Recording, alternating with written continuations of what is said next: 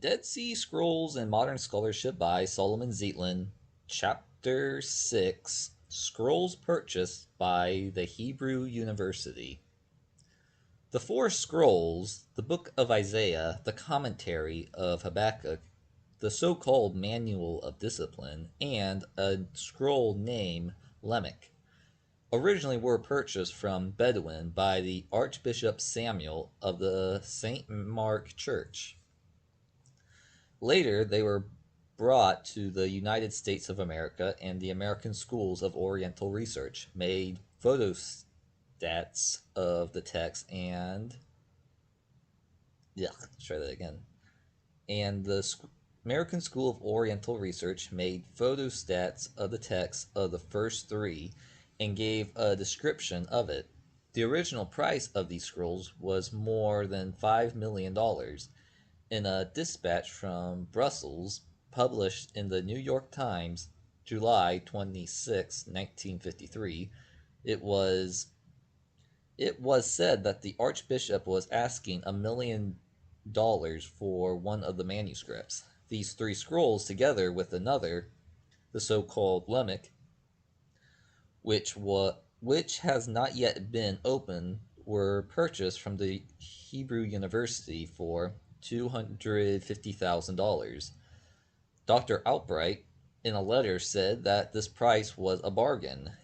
If the scrolls really belong to the time of the Second Commonwealth, they are worth millions, particularly since it has been maintained that this Isaiah scroll was the very one from which Jesus read when he was given the book of Isaiah to read in the synagogue at Nazareth.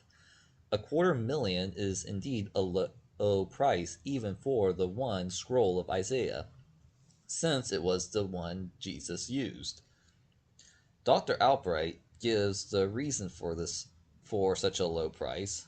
Quote, "You perhaps ought to thank Professor Zeitlin's incredible propaganda against their antiquity, which has long since been proved to be to the hilt by further excavations." End quote. I never indulged in propaganda. I based my conclusions against the antiquity of the scrolls on scientific research. In spite of the propaganda in which Dr. Albright and others engaged in the daily press and radio to uphold the antiquity of the scrolls, no responsible institution here or in other countries was interested in buying them. Many institutions had been interested in them when they first were brought to America, but later they were reluctant to buy them. The Archbishop became desperate as there were no buyers. The insurance premiums on the scrolls had become a burden on him, and he had to resort to advertising them for sale in the Wall Street Journal. Since the scrolls are not of great antiquity, but of the Middle Ages, the price paid was not a bargain, but excessive. I believe that $10,000 or $15,000 would have been a high price. The reason for my contentions that the scrolls are of a late period and are detailed in my writings, and I shall summarize them here. The spelling of the words in the Isaiah scrolls is on a... Let's try that again. The spelling of the words in the Isaiah scrolls is on par with the spelling in many writings of the Middle Ages, as he gives Hebrew, instead of more Hebrew, instead of more Hebrew, instead of more Hebrew, and so on. He does that several times more. The misspellings of the words are an indication that the scroll was written by a reluctant Jew. No Jew in the Second Commonwealth could have written the scrolls. At that time, only those who knew Hebrew wrote, but those who did not write. Not only are words missing in the text, but phrases of full verses, which again show that the scrolls were written by a man who did not know the Hebrew language. The matrixlectiones are used in the scrolls. As a matter of fact, these letters came into usage in the writings of the Bible in the time of Rabbi Akiba. He was responsible for introducing the Matrix Lectionis in the Hebrew scriptures, and he said that, he gives Hebrew, the pronunciation of the words is authoritative. It is true that the Matrix Lectionis were used in secular writings to simplify a Hebrew language before the time of Rabbi Akiba, but they were introduced in the Holy Scriptures by his authority. The author of the Isaiah scroll used the 5 final letters, and he gives 5 Hebrew letters, of the Hebrew alphabet. These letters came into use in the Bible later than the time of Rabbi Akiba. The medial mem was still used at the end of the word in the Pentateuchal scroll found in Rome. In the Isaiah scroll, he has an abbreviation, I'm not sure. It's CAP 21:1. The scribe wrote, and he gives Hebrew, and then apparently discovered that he had made a mistake. So he drew a line through the word, and he has a Hebrew word with a line drawn through it, and wrote the correct word, and he has more Hebrew, above. When a scribe during the Second Jewish Commonwealth, as well as in the Tanakhic period, made a mistake in writing a letter or word, he put dots above it to indicate it was wrong, or he erased the letter or word and wrote the correct one. The system of drawing a line through a letter or word to indicate that it was written by mistake came into voyage quite late. We do find lines drawn through a letter or word in the medieval manuscripts to indicate that the copyist made a mistake and wrote the correct word above. The fact that the scribe drew a line in the Isaiah scroll through a word to indicate that he wrote this by mistake and that he wrote the correct word above is clear indication that the scroll was not the pre-Christian period. Incidentally, the word, yes, Hebrew, which the scribe originally wrote, is based on the Kimhi's interpretation of this particular passage. The sign X is found several times on the margin of the Isaiah scroll. Dr. Teacher is of the opinion that this sign is an abbreviation of Christos and had been affixed there by the Judean Christians. This view is far-fetched and cannot be considered seriously. There are no signs X on the margin of the passages of Isaiah which the early church fathers maintained referred to Jesus, as in, he gives an abbreviation, I'm not sure what his abbreviations of. It's CHS, I'm not sure which one that is. I don't know if that's, yeah, whatever. We'll continue on.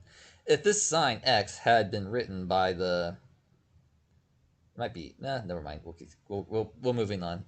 If this sign X had been written by the Judean Christians, we should expect it to be found on the margin of those passages, which had a Christological meaning for them.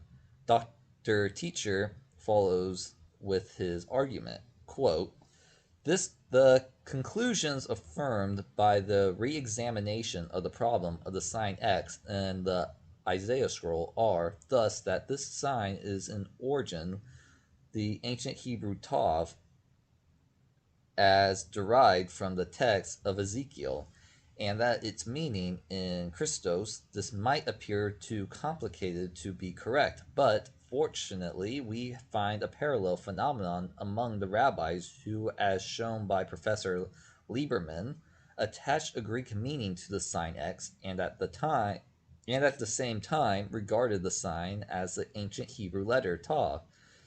If this was good enough for the rabbis, there's no cause to wonder, as Dr. Sony does, why the Judeo-Christians of the Isaiah scroll should have had a system of signs based on Greek letters and terms, end quote. I believe Teacher should not have confined himself to Professor Lieberman's book in making such a radical statement. He should have quoted the passage upon which Lieberman supported his opinions. The reader should have the book available to check Lieberman's statement. Dr. Teacher says, quote, if it was good enough for the rabbis, end quote, this is no place in there is no place in the Talmud or in the Midrash where the rabbis attach a Greek meaning to the sign X. Therefore, the entire theory of Dr. Teacher does not hold water. His conclusions are based on wrong premise. As to Professor Lieberman's statement, it is strange that such a scholar as he should have made a blunder in connection with the simple text of the Midrash. Professor Lieberman wrote, quote, we read in the Tanhuma, and then there's Hebrew, I'm not sure that's an end quote because then there's a new quote starting. I'm not sure if this is a continuation or what's going on here. But I guess this is a new quote. So, quote, the taw of ink was set on the righteous in order that the destroying angels may have no power to torture them, and they will die immediately, end quote. Lieberman's italics, quote, the ink marks has served as a sign of death, whereas the blood mark has served as a sign of salvation, end quote. Unfortunately, Professor Lieberman rendered this midrash wrongly. The text reads as follows, and then he gives a paragraph of Hebrew. Quote, God said to Gabriel, he should mark on the foreheads of the righteous a tav of ink in order that the destroying angel should not have power over them, and they should not die immediately, end quote. Italics mine. He has this in italics. Lieberman's conclusion, based on his rendering of the Midrash, namely, quote, the ink mark had served as a sign of death, end quote, is erroneous, I mean. Is that the end? It's not a new chapter, but he has like a new section here, but this is commentary of Habakkuk. I think we'll just keep going. No commentaries or midrash were written on biblical books during the Second Jewish Commonwealth. The first commentary on the book was the Targum of Jonathan. The first midrash was written on the books of the Pentateuch, and this also was after the destruction of the temple, while the midrashim on the Bible were written even later. Many terms used in the commentary of Habakkuk came into use in the Middle Ages through the Karaites and the rabbis. The term, I guess Hebrew, which occurs frequently in the commentary, is often found in Karaitic literature. Hadassai, in his book, uses the expression, he gives Hebrew, the term, more Hebrew, were employed after the catastrophe of Bar Kokhba. The term, in his Hebrew, teacher of righteousness, was coined by the Karaites, who maintained that their teachers were righteous. They called, in his Hebrew, the leaders of the rabbinites teachers of falsehood. They also called them deceivers and accused them of spreading falsehoods. And he gives more Hebrew. Internal evidence shows that the author of the commentary of Habakkuk made use of the Targum of Jonathan. On chapter 1, I guess that's verse 6, or maybe that's, yeah, something like that, paragraph 16. Chapter 1, I guess paragraph 16, the commentator gives Hebrew, to their standards.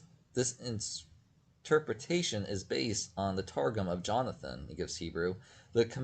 The commentator interpreted the word Hebrew, which quote unquote Jerusalem, and so does the Targum of Jonathan. The author of the commentary interpreted the passage as followed, and he gives more Hebrew. It'd be helpful if he didn't write this the way he did and just gave an English translation. Because even if you could read Hebrew, he doesn't give the the vowel markings. So even if you have a decent understanding of Hebrew, you're still gonna be really struggling trying to figure out what's being said. So I don't understand why he did that this way, but it is what it is. But we'll keep going. This is one of those books you're better off reading yourself, not listening to a audio recording of it. But there's that. But we'll continue on. The word on, he goes Hebrew, he interprets, gives more Hebrew, destruction. This, again, is based on the Targum of Jonathan. And he gives more Hebrew. The interpreter, Dr. Brownlee says, quote, took the word, gives Hebrew, in the temple as an abbreviation of, I'm not sure what's trying to be said here. It gives like, I don't get what he's trying to do here. I think it's like a, we'll kind of skip it. Okay, quote, on the day of judgment, I think it was like, never mind. Just we're just gonna keep going here. He gives like a sentence of Hebrew, and then he has a just random. This might even be a typo, but just random Latin letters. Like there's B Y W M, and then he has H M S H P T, and it just goes on like that for a little bit. I don't know if that's a typo or what's going on here, but I think this is a translation of whatever is going on. So, quote, on the day of judgment he will destroy, end quote. Every letter of the last Hebrew word except one appears to be drawn from the word, gives Hebrew, quote, in the temple, end quote. He did not know that the commentator rendered the word, gives Hebrew, uh, destruction. There is no authentic word that is good examples of how the rabbinic scholars,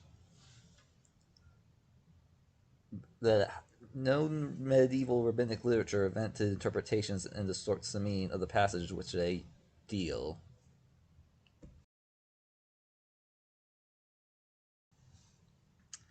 I had to read that last paragraph kind of fast. So I got a phone call, and I had to drive across town to drop off a shoe. Just one shoe. And then I wanted to get ice cream, but I didn't have shoes on. So I didn't get ice cream because people think you're really weird when you walk around without shoes. You get the police called on you. It happens, but I didn't get my ice cream, so that's pretty sad. But we're continuing on. We are starting on. There's like a new section here. The so-called Manual of Discipline.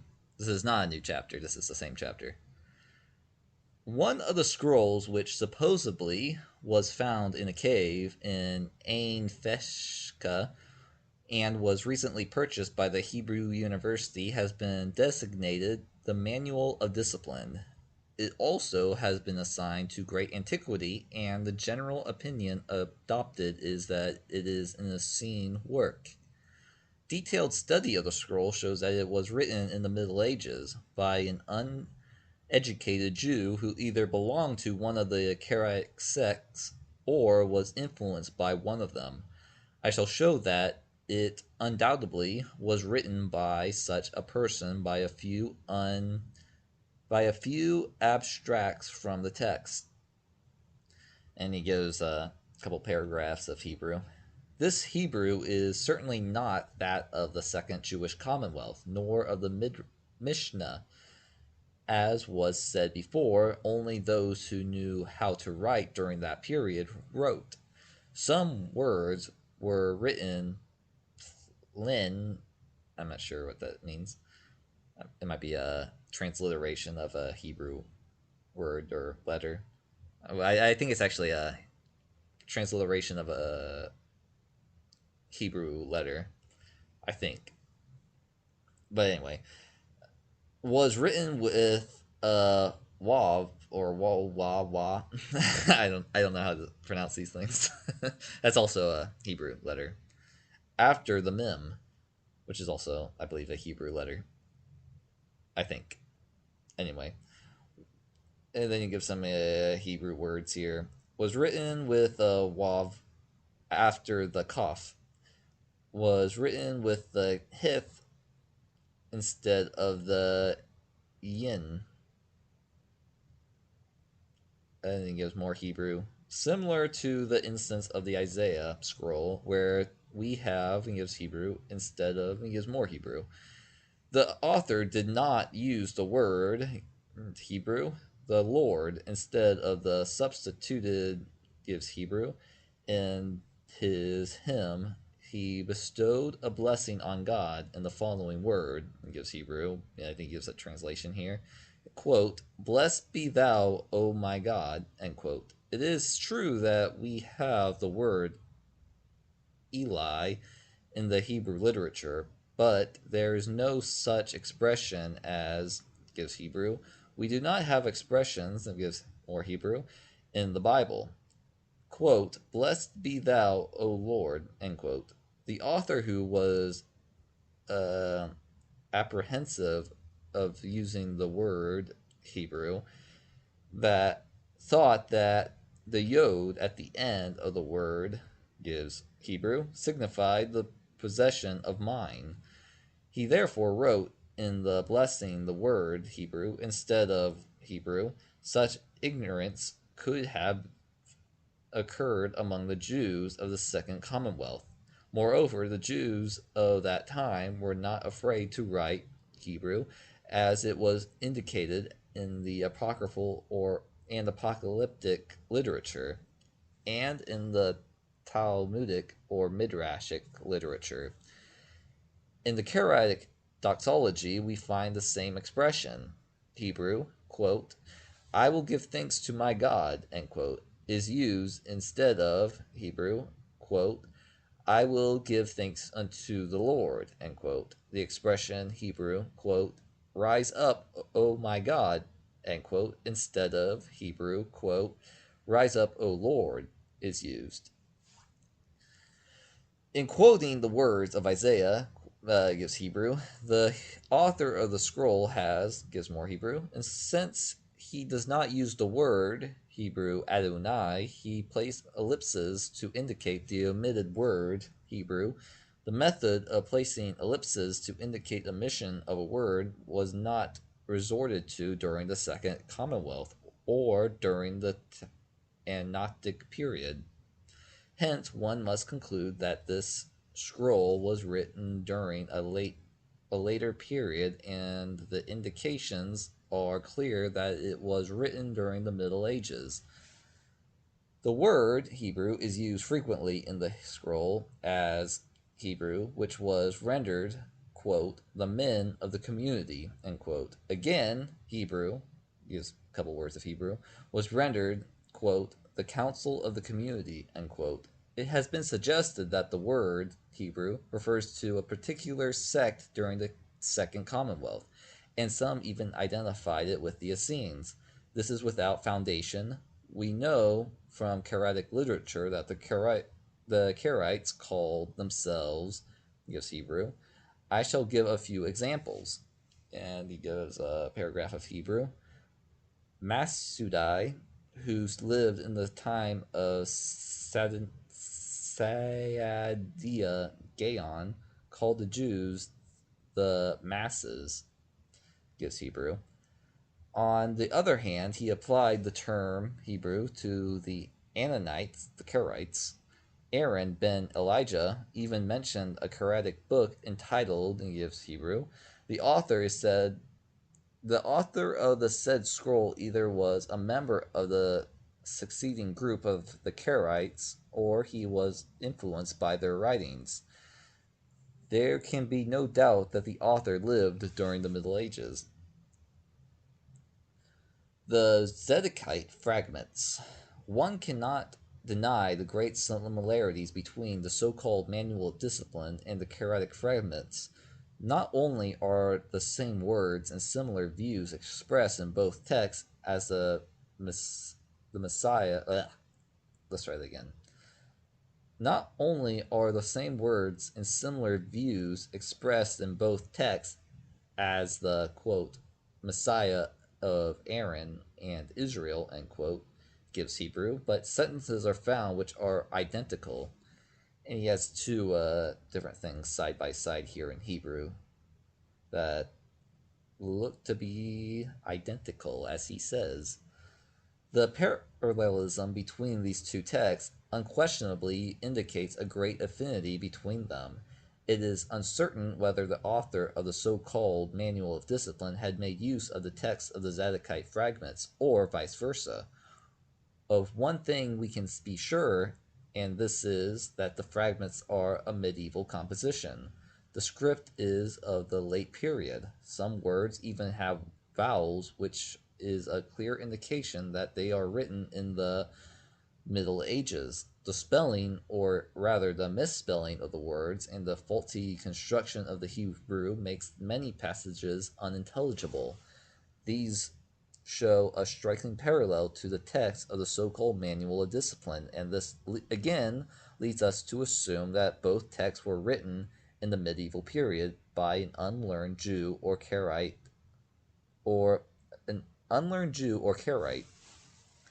The fragments were found in the Geneza collection in Cairo, Egypt.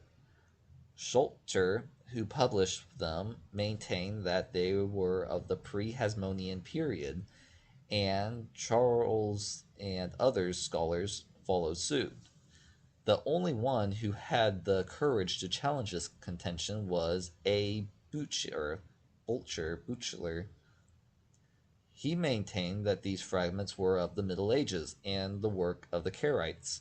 Recently, with the so-called discovery of the scrolls by Bedouin in a cave, interest in the fragments has been revived, owing to the fact that the so-called Manual of Discipline and the commentary on Habakkuk have words and phrases which are identical with those found in the fragments. The opinions previously held by scholars of the great antiquity of the fragments was revived. Elsewhere, I pointed out that Buchler's theory that they are of the medieval period and are the work of the Karaite undoubtedly is correct. The expression, he gives Hebrew, quote, the teacher of righteousness, end quote, which occurs in both the fragments and on the commentary on Habakkuk, is of a Karaitic origin and never occurs in any literature before the period in which the Karaites flourished. Similarly, other expressions like, this gives Hebrew, are found in the Karaitic literature. The fragments speak of men who are, it gives Hebrew, quote, the men that sigh and cry, end quote.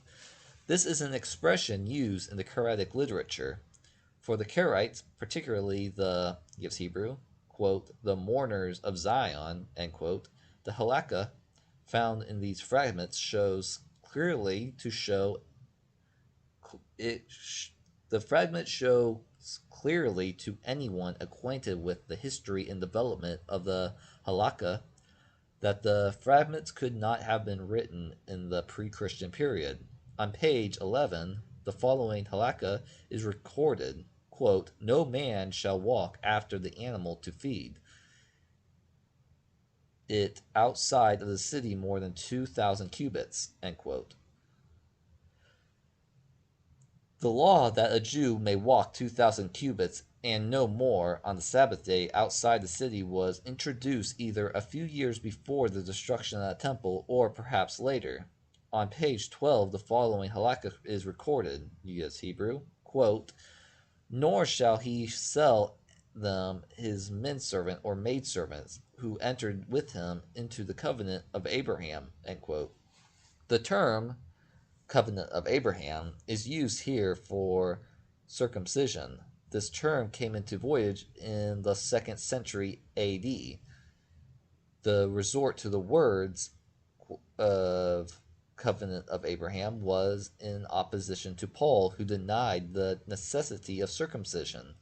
He maintained that God had made a covenant with Abraham before the latter was circumcised. Let's try that again. He maintained that God had made a covenant with Abraham before the latter was circumcised. The first person who applied the term covenant of Abraham to circumcision was Rabbi Eliezer of Modin.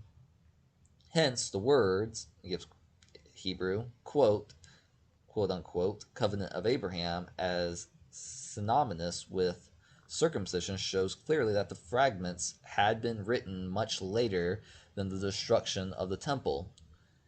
There are other halakha, I can't read, in the fragments which are in agreement with the Karatic laws. The prohibition to marry a niece on the maternal side, which is laid down in the fragments, was also enacted by Anan on page 11. The following law is recorded, gives Hebrew, quote, he shall not draw into any vessel, end quote. We have this identical law even with the same phraseology in Karatic literature. There is another characteristic similarity between the fragments, the Manual of Discipline, and the commentary of Habakkuk. There are in all three works passages of poor Hebrew construction which makes them unintelligible and show that the author lacks the knowledge of Hebrew. The fragments have been edited by Schulter Charles, Levi, and Lagrange because of the ungrammatical, unintelligible passages in the text. They have arbitrarily amended them according to their whim without basic support. The latter edition of this text with a translation was published by Rabin. This rendering is most fanciful and baseless, and his emendations are without support and authority. On page 3, the text reads, and gives Hebrew, this passage does not make any sense. Schulter amended it to read as follows, quote, Therefore he examined their males in the desert when he spake to them in the desert in Kadesh. Go up and possess the land, and they provoked his spirit, end quote. Levi and Ginsburg further amended the text to make it readable. Rabin translated this passage as follows, quote, and their males were cut off in the desert, and he spoke to them in Kadesh, go ye up and possess the land, and they chose the desire of their own spirit, end quote. The words, quote unquote, and he spoke, as well as, quote unquote, the land, quote, but they chose the desire of, end quote, are not found in the text, and Rabin has no authority to add the words he does, or even the parentheses. It is appended that it is apparent that the author did not know how to write Hebrew, and each scholar amended the text according to his own fancy. On page 10, the text has, and gives Hebrew, again, the passage is obscure. Schulter amended the text to try to make sense, and his translation reads as follows, quote, none shall cleanse in the waters of a vessel, and every pool in a rock in which there is not sufficient water for immersion, end quote.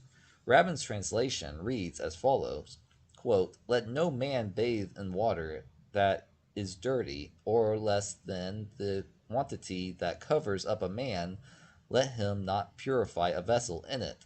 As for every rock pool in a rock in which there is not a quantity to cover up a man, end quote. This is most fanciful of all the renderings. The text is meaningless, written by an uneducated Jew, and there is no warrant for amending such a text. The fact that it has been edited by many scholars, and each has amended it arbitrarily, indicates the folly of editing it. Herewith are a few more examples of Rabin's translation. The passage, gives Hebrew, Rabbin translates as follows, quote, "Let no man walk about in the field on the Sabbath in order to do the work he requires after the Sabbath ends." End quote. On what authority does Rabbin insert the word after and end? The words are not in the text. The words, gives Hebrew, is translated as follows, quote, "And everyone who enters the house of meeting in order to pray," I guess that's end quote. The word pray is not in the text, and Rabbin has no authority for this insertion. He adds in the notes, quote, "restored according to MH," end quote. The word, gives Hebrew, never occurs in the Mishnah. They are a rendering of the Aramaic, gives Hebrew, which occurs in the Targum. In the Middle Ages, gives Hebrew, referred to a mosque. The phrase, gives Hebrew, Rabbin translates sorry, this is kind of difficult to read. I'm sure it's even harder to listen to. Rabbin translates, quote, "the investigation of the law," end quote. He adds in a note the following comment, quote, "same as Den Torah Baba Mazi 30b," end quote. The word, Hebrew, has the connection in accordance with the strict meaning of the law and never in the sense of, quote, "investigation of the law," end quote. The word, gives Hebrew, Rabbin rendered as follows, quote, "hidden things," end quote. He explained this rendering in a note as follows, quote, "CFMH," I'm not sure that's an English word, it spells SITHRE, Torah, laws discovered by deduction, end quote. The words, gives Hebrew, and then there's that same word I don't know, Torah, I guess it's a transliteration of Hebrew, in the Mishnah or in the Talmud never refer to laws discovered by deduction. There are a few examples of many errors in Rabbin's edition of the text. The word, gives Hebrew, are rendered by Rabbin, quote, "the book of the divisions of time," end quote. He says in a note, quote, "since the book has been found to have existed in the Ain Fishka cave, there is no doubt that Jub is meant, end quote. So far, only announcements have been made about the discovery of the Book of Jubilees. The text has not been produced. Father DeVoe published a fragment which he identified as part of the original Hebrew Book of Jubilees, but is instead part of a midrash dealing with the story of Jacob and his dream. Rabbin's statement that no doubt the Book of Jubilees is meant let's try that again. Rabbin's statement that no doubt the Book of Jubilees is meant is groundless. On the contrary, the author of the Fragments is referring to a book, and he gives Hebrew, quote, "the divisions of seasons according to their jubilees and their weeks," end quote. Could not have had in mind the Book of Jubilees. Elsewhere I pointed out that the author of the Fragments followed a lunar solar calendar, while the author of the Book of Jubilees stresses a solar calendar, and that he reproaches in several terms those who followed a lunar calendar. It is probable that the book, quote, "divisions of the seasons," end quote, mentioned in the Fragments never existed, but was a figment of the author's imagination. The Karaites had a fancy for inventing titles of books which supposedly were written by their predecessors. In the Fragments, the words, he gives Hebrew, appear, since the former word is found in the Book of Jubilees and the latter in the Book of Enoch. Scholars have maintained that they are of great antiquity, as they show that the author was acquainted with the apocryphal books. They particularly emphasize the fact that the word Hebrew is found only in the book of Enoch and in the fragments. Their view and the reason therefore are baseless. The word Hebrew occur in the he gives Hebrew, which is a medieval composition. The word Hebrew watchers appears in the Zohar, which also is a medieval composition, and it occurs quite frequently in Quranic literature. Dr. Rabin says in the preface, quote, since a fragment of Zadokite fragment has now been found at Kerbet, Qumran, we need not hesitate to mark these writings, too, by the letter DS, end quote. It is true that an announcement was made that a new fragment of the Zadokite had been discovered in a cave. So far as we know, the text has never been published to enable us to ascertain whether or not it was a part of the Zadokite fragments. Dr. Rabin has accepted it as authentic. Has he seen the text? If so, why did he not give us a summary of the contents? Why has he not given us some information about the script? Is it archaic, or is it of the same type as we have in the Zadokite fragments? The script of the fragments is of the late medieval period. How does he know it is part of the fragments? Is it not more likely that someone brought it from a Geneza and placed it in the cave? We have mustered an array of evidence to show that these scrolls were written during the Middle Ages. Our conclusions here based on internal evidence. The words, terms, and phrases which appear in the scrolls came into voyage in the Middle Ages, and hence could not have been used by authors living in ancient times. The law, which are referred to in the scrolls, are of a late date. Similarly, if one assigned to Shakespeare the authorship of a newly found manuscript wherein there are words like telephone, automobile, reds, pinks, etc., and reference was made to laws which were enacted in the time of Victoria, would any student of English literature regard the manuscript as authentic? A similar reason applies with respect to our scrolls. Also, the modern methods of pronunciation, such as a line drawn over a word to indicate it was written by mistake, the use of ellipses to indicate that the author omitted a word, a connecting line between two words to indicate that there is to be no space between the two words, show that the scrolls are of the medieval period. Ideas, words, phrases, and halakha are parallel to those in the Quranic literature. Hence, it is evident that these scrolls were written by some group of the Karaites. We may even say they are representative of a succeeding group of the Karaitic sect, and the time could be from the 7th century and down. There were many movements among the Jews in the East, even before the advent of the Karaites. A number of people proclaimed themselves messiahs.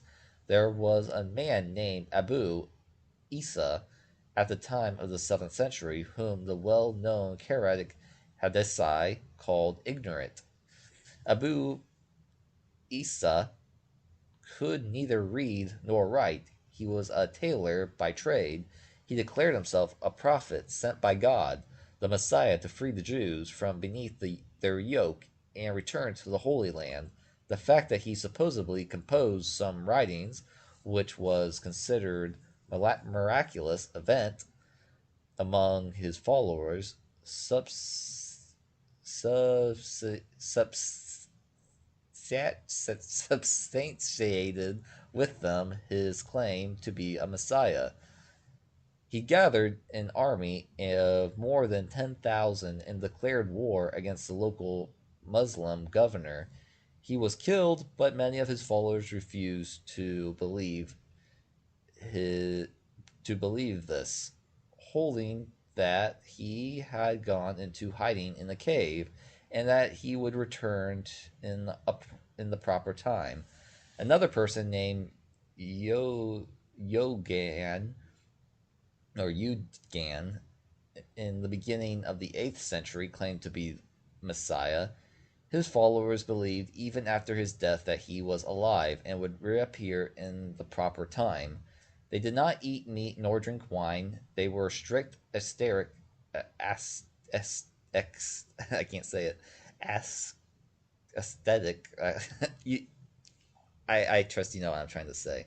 Another sect was named Magarians by Kirkasini, so called because they lived in caves, and their books had been stored in a cave.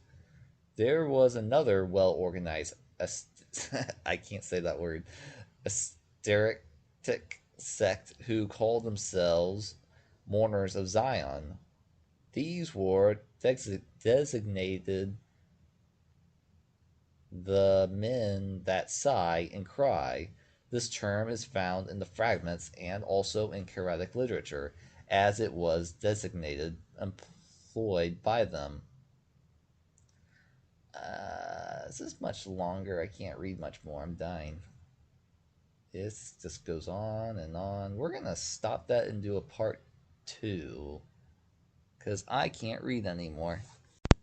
I think this is part 3 of this chapter. I think. I forget. It's been a couple days. I don't remember. But looks like we are still on whatever chapter we're on. So, an explanation is. I can't read that word, but we'll move from here. I had previously advanced all these arguments against the antiquity of the scrolls, and no one has refuted them. The scholars all looked for a parallelism of ideas between those in the scrolls and those held by the sect during the Second Commonwealth. If someone would muster a similar array of arguments for the antiquity of the scrolls which could not be refuted, I should certainly admit my error. I therefore dare say that the duty of the scholars who maintain the great antiquity of the scrolls is first and foremost to refute my arguments.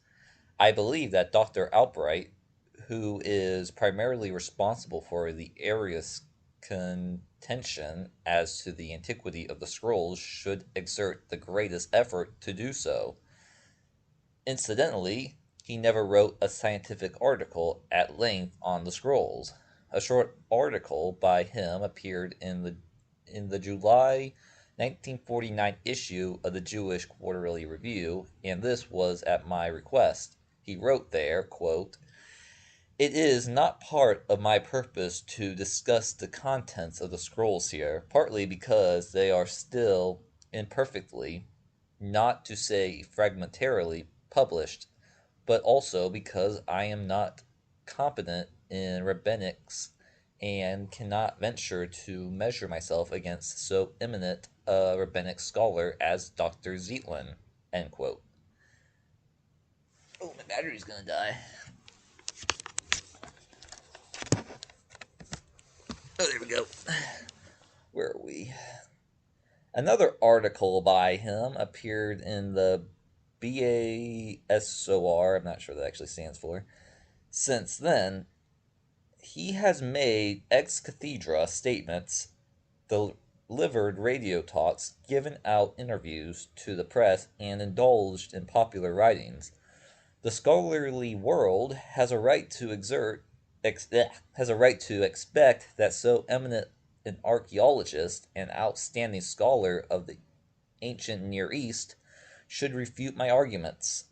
There must be also an explanation as to why there was suppression of the Halaf Torah scroll, which Wechsler saw when he was invited to examine the scrolls on the premise of the St. Mark Church. It has been maintained that he was confused in regarding the Manual of Discipline, uh, Haftorah. I'm sure I'm not saying that right, but that's fine.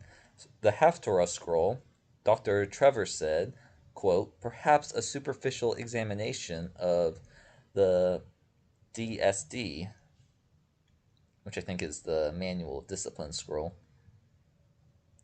might give one the impression that it was a Haftorah scroll, though the presence of the blessings of the Haftarah at the end remains a puzzle. DSD does not, however, contain quotations from the prophets, which might have started Wechsler's confusion. It is absurd to assume that Wechsler could mistake the Manual of Discipline or the Isaiah scroll as a Haftarah.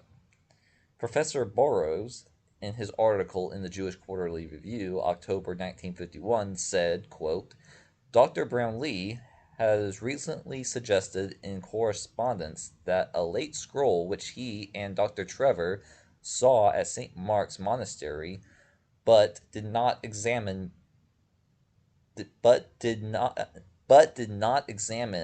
may have been a Haftarah scroll, which they both assumed it was a Torah scroll, end quote. He adds, quote, concerning this, Dr. Trevor writes me a personal letter of February 22nd, 1951.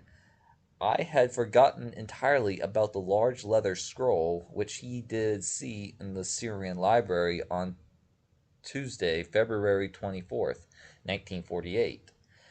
Unless I am badly mistaken, that MS is an 18th century Ashkenazic MS with characteristic dramatic paleography. We did not examine it since it was so obviously late, but I feel sure it is a Torah scroll and not a Haftarah. End quote. Trevor asserted that Wechsler's confused the DSD with the Haftarah scroll, yet Dr. Trevor, a young Christian scholar, undoubtedly never heard that the Jews have scrolls of Haftarah, and certainly, like most biblical Christian and Jewish scholars, he never saw a scroll of Haftarah. Nevertheless, he said the scroll was a Torah scroll and not a Haftarah. On Thursday, February 19th, 1948, when the Hebrew scrolls were brought to Dr. Trevor, he said, quote, the script, though obviously Hebrew, looked strange to my inexperienced eyes. Italics mine. Not even sure what that means, end quote. A few days later, by Tuesday, the 24th of February, he had become so experienced that he was able to differentiate not only between the Torah scroll and the Haftarah, but also to render a discussion that it was of dramatic paleography, and a manuscript of the 18th century. This is indeed a miracle second only to that of Joseph when he was told the angel Gabriel taught him 70 different languages in one night. What baffles me is that after January 1950, when I published an article entitled, quote, where is the scroll of the Haftarah? End quote. Dr. Trevor replied to it in July of the same year and made the assertion that Wiltshires confused the scrolls and concluded his article with the following words, quote, thus perhaps we should call the Haftarah scroll a hoax, end quote.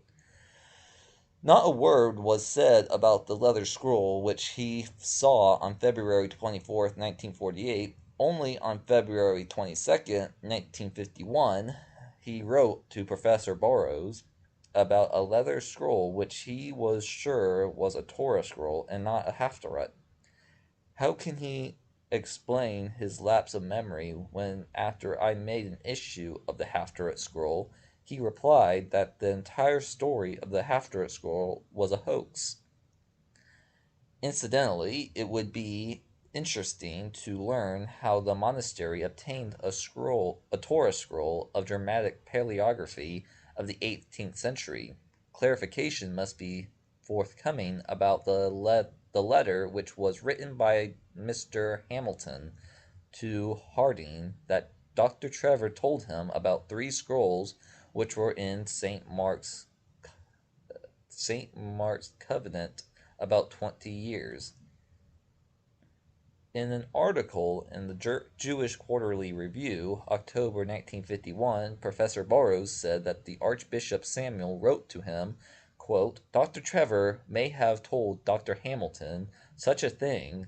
Dr. Trevor, in turn, was told this by the Reverend Bertrus Somi, but Reverend Bertrus Somi manufactured the story in the beginning until we were sure of the trust of our contacts.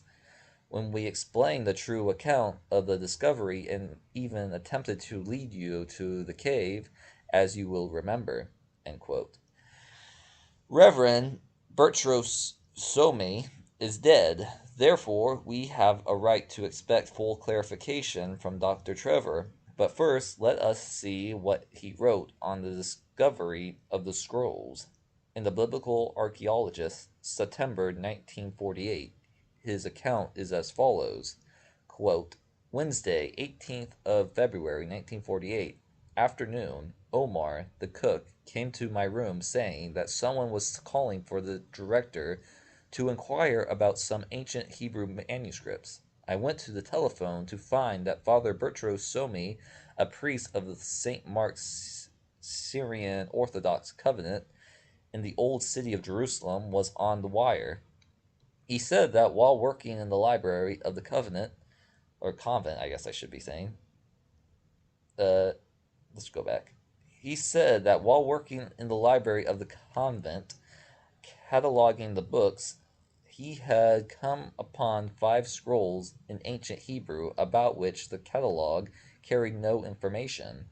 Promptly at 2:30 the next day, Thursday, February 19th, Father Somi appeared with his brother Karem Somi. Opening the small leather suitcase, they showed me 5 scrolls wrapped in newspaper. While I copied the passage, they related the story of the discovery. Wandering Bedouin carrying goods from the Jordan Valley to Bethlehem, they said chanced upon a cave near the north end of the Dead Sea. High up in the cliffs, seeing the scrolls protruding from the fall and debris, the Bedouin pulled them out and tore off the cloth wrapped thereby, revealing ancient contents. End quote. It is clear from the account given by Dr. Trevor that at the first meeting he gained the confidence of Father Somi, who was sure of his trust of his contact. Hence, it is evident that the Archbishop's statement that Father Somi invented the story in the beginning until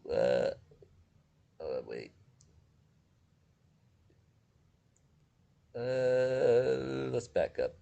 Hence, it is evident that the Archbishop's statement that Father Somi invented the story in the beginning, quote, until we were sure of the trust of our contact, end quote, does not square with the fact Dr. Trevor owes us an explanation. Who gave him the information that scrolls had been kept in a suitcase for 20 years in St. Mark's Convent? It is evident that Father Somi could not have manufactured the story because of lack of trust in Dr. Trevor. That scrolls were in the possession of the authorities of the St. Mark's Convent before the supposed discovery is attested by the fact that in 1947, before the announcement of the so-called discovery, scrolls were offered in Jerusalem to a gentleman named Stolzer. The letter written by Dr. Hamilton to Harding, in which he informed him about scrolls which were on the premises of the St. Mark's Convent for approximately 20 years, brings us approximately to the great pogrom of Hebron, which took place in 1929. An account was given in a Palestinian publication of 1929 of the looting of Torah scrolls and manuscripts of great antiquity. It was related there that the synagogues in Hebron had 64 Torah scrolls of great antiquity which had been brought there by Jews who were exiled from Spain. The scrolls were, according to account, placed in casings of silver and gold. The author of this account also tells about the looting of ancient manuscripts which were in the library found by Rabbi Judah Bibas. Torah scrolls, as a rule, are decorated. Those used in rich congregations have silver plates, while in poor congregations the plates are of bronze and copper. The plates, as a rule, have inscriptions of verses from the Bible. In some instances, the name of the donors are inscribed. The Torah scrolls are placed in the casing, which are made either of wood, bronze, copper, and in some exceptional cases, like those in Hebron, of silver. Where are the casings and embellishments of the Torah scrolls as well as the manuscripts? Not all of them were burned and destroyed. There was much looting, and many just have been carried away.